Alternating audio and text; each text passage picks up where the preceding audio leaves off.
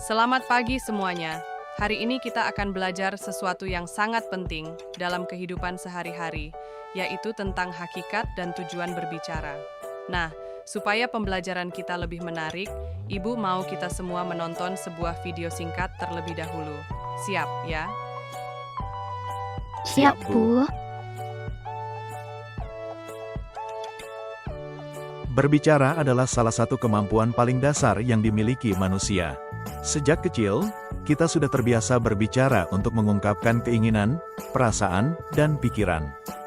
Namun, hakikat berbicara sebenarnya bukan hanya sekadar mengeluarkan suara, melainkan proses menyampaikan makna agar dapat dipahami oleh pendengar.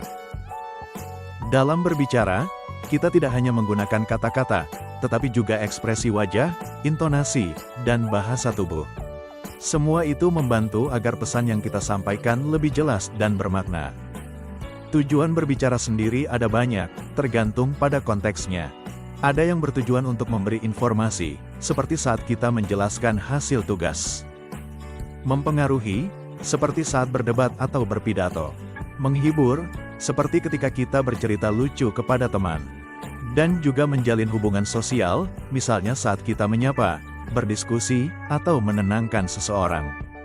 Dalam kehidupan mahasiswa, keterampilan berbicara memegang peran penting.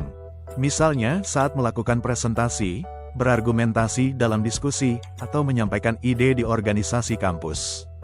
Semakin baik kemampuan berbicara kita, semakin besar pula peluang pesan kita diterima dan dipahami dengan baik.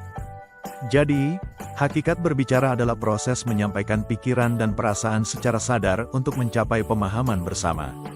Sedangkan tujuannya adalah agar komunikasi berjalan efektif, pesan tersampaikan, dan hubungan sosial dapat terjalin dengan baik.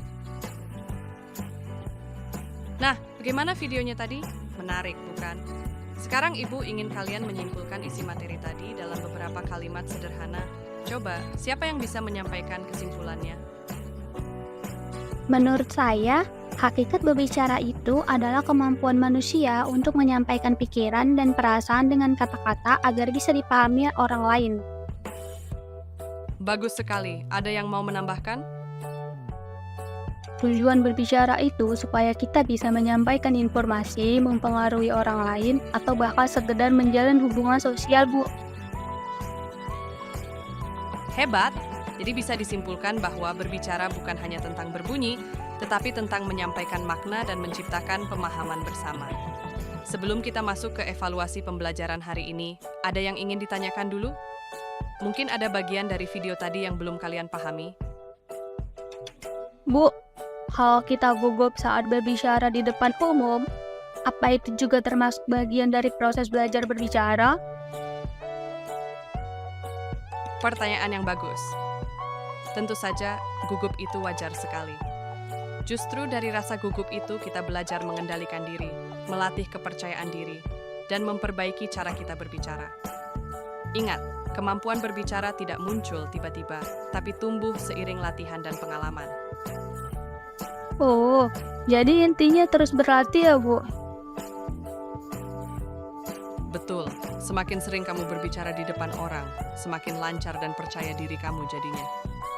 Sebagai evaluasi hari ini, nanti Ibu ingin kalian menuliskan contoh situasi berbicara dalam kehidupan sehari-hari. Bisa di kampus, rumah, atau lingkungan sosial, dan jelaskan apa tujuan dari pembicaraan tersebut. Tulis singkat saja, maksimal 1 paragraf. Kumpulkan besok, ya. Siap, Bu. Bagus. Kalau begitu, cukup sampai di sini pembelajaran kita hari ini tentang hakikat dan tujuan berbicara. Terima kasih sudah memperhatikan dengan baik.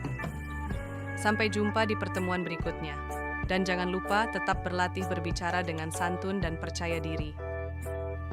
Terima kasih, Bu.